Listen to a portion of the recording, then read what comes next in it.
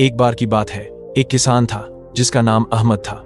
वह अपनी पत्नी और बेटे बिलाल के साथ रहता था।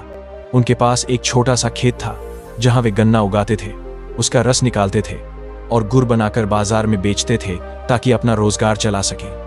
अहमद हमेशा खुद बाजार जाता था गुड़ बेचने, क्योंकि उसे लगता था कि बिलाल अभी छोटा है और बाजार के लेन देन का तजुर्बा नहीं रखता। एक दिन अहमद ने अपनी बैलगाड़ी में गुड़ लादा और बाजार के लिए निकल पड़ा।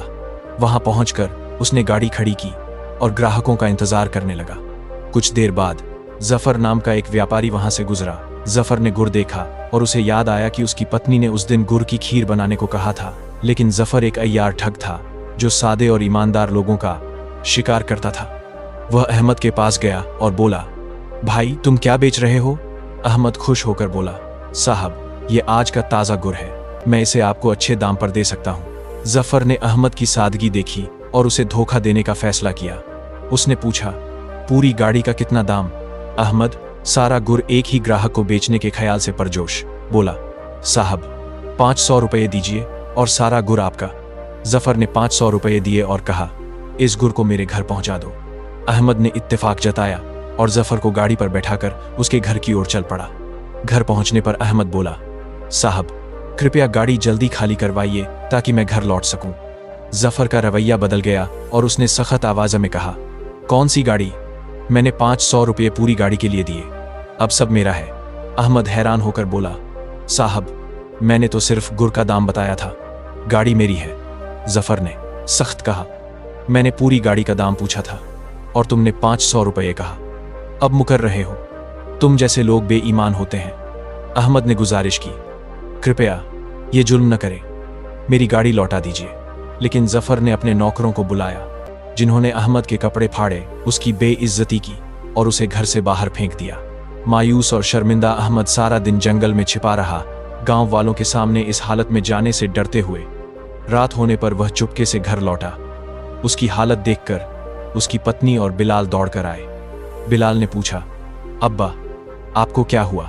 अहमद ने आंसुओं के साथ बताया कि कैसे अय्यार व्यापारी ने उसकी सादगी का फायदा उठाकर 500 रुपये में गुड़ और गाड़ी दोनों छीन लिए और उसकी बेइज्जती की।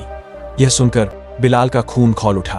उसने कहा, अब्बा कल मैं बाजार जाऊंगा, आपकी बेइज्जती का हिसाब चुकाऊंगा और हमारी गाड़ी वापस लाऊंगा। अहमद ने परेशान होकर उसे समझाने की कोशिश की, बेटा वह व्यापारी अय्यार और क्रूर है, तुम मुसीबत में पड़ सकते हो। लेकिन बिलाल ने अज़म के साथ कहा, अब्बा बस उसकी शक्ल और सूरत बता दीजिए, आपका बेटा आपको दिखाएगा कि वह आपकी इज्जत कैसे वापस लाता है। अहमद ने बिलाल के जिद करने पर जफर की शक्ल और सूरत बताई। अगली सुबह बिलाल ने पड़ोसी से एक बैलगाड़ी उधार ली, उसमें ताज़ा गुड़ लादा और बाजार गया। उसने वही जगह चुनी जहां उसके पिता को धोखा दिया गया था। जल्द ही वही अय्यार व्यापारी जफर वहां आया। अहमद के बताए शक्ल और सूरत से बिलाल ने उसे पहचान लिया और मासूमियत का नाटक किया। जफर ने बिलाल का उदास चेहरा देखा और पूछा, भाई तुम इतने उदास क्यों हो? बिलाल बोला, क्या बताऊं चाचा, कल मेरे अब्बा गुड़ बेचने आए थे, लेकिन कुछ डाकुओं ने उनका गुड़ और गाड़ी दोनों चुरा लिए। जफर ने मन ही मन सोचा कि उसने बाप को धोखा दिया, अब बेटे को धोखा देने का मौका है। वह बिलाल के पास गया और पूछा, इस गाड़ी में क्या है? बिलाल ने धीरे से कहा, साहब ये ताज़ा गुड़ है, आपने ऐसा स्वादिष्ट गुड़ कभी नहीं खाया। जफर ने पूछा, पूरी गाड़ी का कितना दाम? बिलाल ने मुस्कुराते हुए कहा, बस 1 मुट्ठी रुपए और ये आपकी। जफर की आंखें लालच से चमक उठी। उसने सोचा, यह लड़का अपने बाप से भी ज्यादा भोला है। 1 मुट्ठी सिक्के, शायद 100 रुपये और पूरी गाड़ी मेरी। उसने कहा, ठीक है, लेकिन मैं पैसे अपने घर पर दूंगा, गाड़ी वहां पहुंचा दो। बिलाल चुपचाप इत्तेफाक कर गया। उसका प्लान पूरी तरह काम कर रहा था। जफर के घर पहुंचकर गाड़ी खड़ी की गई। जफर ने कुछ सिक्के लिए, अपनी मुट्ठी में बंद किए और बिलाल की ओर बढ़ाते हुए कहा, लो ये रही तुम्हारी मुट्ठी, अब गाड़ी छोड़कर चले जाओ। बिलाल ने शांति से कहा, साहब दाम तो गुड़ का था, गाड़ी मेरे और मेरे अब्बा की है, कृपया गुड़ उतार लीजिए और मेरी गाड़ी मुझे दे दीजिए। जफर गुस्से में बोला, तूने पूरी गाड़ी के लिए 1 मुट्ठी रुपए कहा था और अब मुकर रहा है। बिलाल ने शांति रखते हुए जवाब दिया, नहीं साहब, मैंने गुड़ बेचा था, गाड़ी नहीं, गाड़ी हमारा रोजगार है। जफर गुस्से में चिल्लाया, और बहस की तो तेरी बेइज्जती करूंगा जैसे तेरे बाप की और तुझे बाहर फेंक दूंगा। बिलाल ने बिना घबराए कहा, ठीक है साहब, वो मुट्ठी भुगतान दीजिए। जैसे ही जफर ने अपनी मुट्ठी बढ़ाई, बिलाल ने उसका हाथ कसकर पकड़ा, एक चाकू निकाला और बोला, सुनिए साहब, मैं अपनी गाड़ी यहीं छोड़ रहा हूँ, लेकिन बदले में ये मुट्ठी आपका हाथ ले रहा हूँ, क्योंकि सौदा एक मुट्ठी सिक्कों का था। जफर कांपने लगा और मिन्नत से माजत करने लगा, ये क्या धोखा है, मेरा हाथ छोड़ दो। बिलाल ने जवाब दिया, आपने मेरे अब्बा की पूरी गाड़ी एक मुट्ठी सिक्कों में ले ली थी ना, अब ये मुट्ठी मेरी। जैसे ही बिलाल ने चाकू दबाया, जफर डर से चीख पड़ा और मिन्नत से माजत करने लगा, जो चाहे ले लो, बस मुझे छोड़ दो। बिलाल ने मांग की, पहले मेरे अब्बा की गाड़ी लौटाओ जो तुमने कल छीनी थी, और मुझे अपने यहाँ 2000 रुपये महीने की तनख्वाह पर रखो। जफर के पास कोई चारा नहीं था।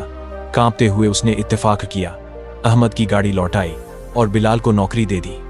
बिलाल ने चेतावनी दी, अगर तुमने वादा तोड़ा, मुझे निकाला या तनख्वाह में देरी की, तो अगली बार तुम्हारी नाक और कान ले लूंगा। जफर डर से सहम गया और वादा निभाने को तैयार हो गया। बिलाल दोनों गाड़ियां लेकर गांव लौटा। अपने बेटे को दूर से देखकर अहमद की खुशी का ठिकाना न रहा और उन्होंने उसे गले लगा लिया। बिलाल ने पूरी कहानी सुनाई। अहमद ने परेशान होकर कहा, बेटा, वह व्यापारी बदला लेने वाला है, सावधान रहना। बिलाल ने मुस्कुराते हुए कहा, अब्बा, अगर वह शेर है तो मैं 1.5 शेर हूँ, चिंता मत कीजिए। अगले दिन बिलाल जफर के घर काम पर गया। जफर ने बिलाल को थकाकर नौकरी छुड़वाने की साजिश रची और कहा, बिलाल, आज 2 खेत जोतो और शाम तक चूल्हे के लिए लकड़ी लाओ। बिलाल चुपचाप खेत गया, सारा दिन पेड़ के नीचे आराम किया और शाम को कुछ हल्की लकड़ियां काटकर बांध लाया। रात के खाने में जफर ने अपने नौकर को कहा, इसे 1 मुट्ठी चावल और 1 चम्मच दाल दो, यही यहाँ का खाना है।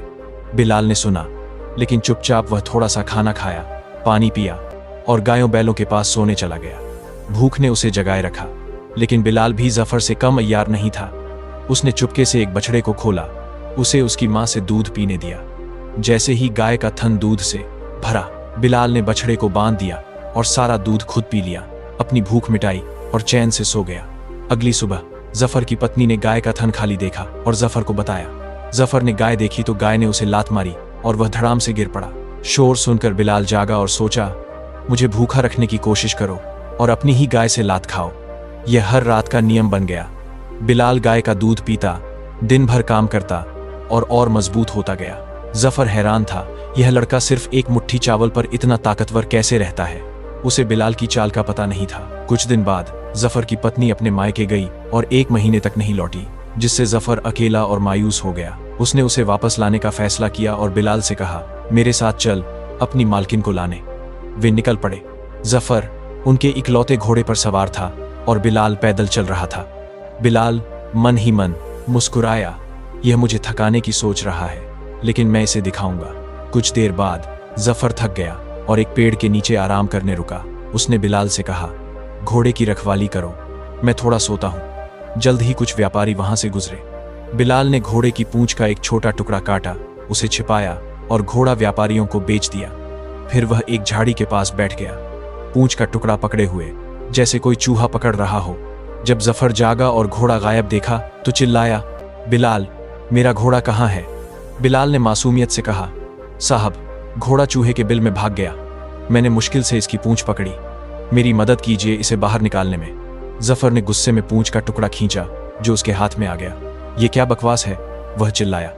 बिलाल ने शांति से कहा, साहब, आपने कहा था कि अगर मैं नौकरी छोड़ना चाहूं तो आपकी नाक और कान काटने होंगे। पूंछ मेरे पास रही, लेकिन घोड़ा चला गया। जफर अवाक रह गया और उसके पास कोई जवाब नहीं था। एक बाजार में जफर ने एक नया काला घोड़ा खरीदा और वे आगे बढ़े। अगले पड़ाव पर जफर ने कहा, यह घोड़ा खास है, इसे अच्छे से रगड़कर सारी गंदगी हटाओ।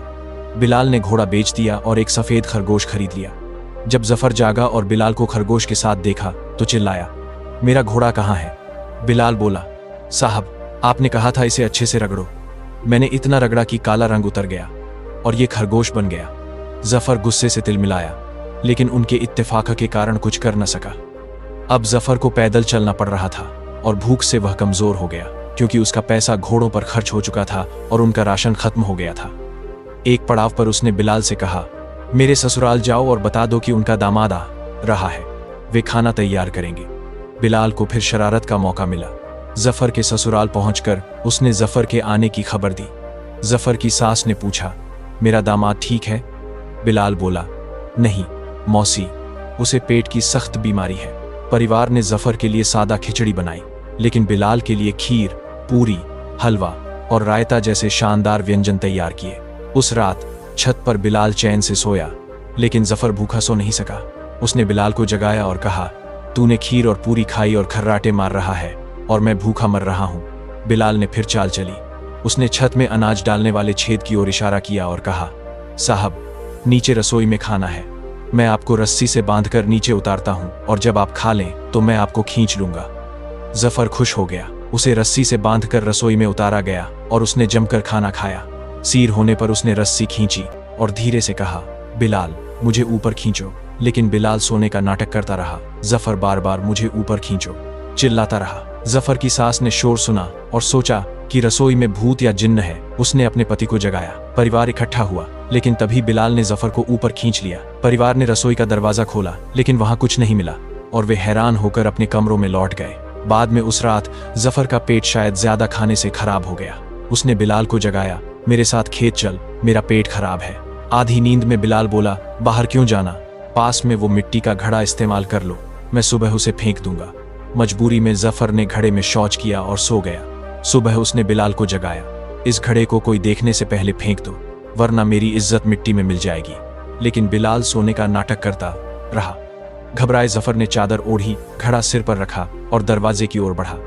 बिलाल छत से देख रहा था। मौका पाकर नीचे आया, एक डंडा लिया और चिल्लाया, चोर चोर, चादर के नीचे घड़ा लिए जा रहा है। गांव वाले जो पहले से जागे थे डंडे लेकर जफर के पीछे दौड़े और उसे पीटने लगे। जफर चिल्लाया, मैं चोर नहीं, मैं जफर हूं। लेकिन किसी ने नहीं सुना। जफर के ससुराल वाले आए और जब उन्होंने चादर हटाई तो जफर को सिर पर घड़ा लिए चोटिल हालत में देखा। हंसी का ठट्ठा लग गया और जफर की इज्जत मिट्टी में मिल गई। उसके ससुराल वालों ने उसे अंदर ले जाकर नए कपड़े दिए और उसे उसकी पत्नी के साथ घर भेज दिया। बिलाल ने जफर के कान में फुसफुसाया, पहला डंडा मेरा था और मैंने ही चोर चिल्लाया। ये मेरे अब्बा की बेइज्जती का बदला था। आंसुओं भरी आंखों से जफर बोला, बिलाल, तूने ऐसा क्यों किया? तुझे क्या मिला? बिलाल ने शांति से कहा, मुझे वही मिला जो तूने मेरे सादे अब्बा को जंगल में बेइज्जत करके छीना था। ये तेरी धोखादेही का बदला था। हारा हुआ जफर मिन्नत से माजत करता रहा, मुझे माफ कर बिलाल, मुझे अकेला छोड़ दे, खुदा के लिए। बिलाल बोला, इतनी आसानी से नहीं साहब, तूने वादा किया था कि अगर मुझे निकाला तो अपनी नाक और कान दे देगा। अब कसम खा कि तू कभी किसी गरीब को धोखा नहीं देगा और न ही किसी का मजाक उड़ाएगा। अभी मुझे मेरी तनख्वाह और 500 रुपए अतिरिक्त दे। जफर ने तौबा करते हुए इत्तेफाक किया, बिलाल को पैसे दिए और सिर झुकाकर चुपचाप बैठ गया। बिलाल घर लौटा और जफर ने जीवन भर का सबक सीखा। उसने फिर कभी गरीबों को धोखा न दिया, न ही किसी का मजाक उड़ाया और सच्चे मन से तौबा की। उसने अहमद के बेटे से माफी मांगी। कहानी का सबक साफ है, पारी न, जो मासूमों को ठेस पहुंचाते हैं या गरीबों की बेइज्जती करते हैं उन्हें चैन नहीं मिलता। ईश्वर सब्र, अक्ल और मौका देता है उनको जो बर्दाश्त करते हैं।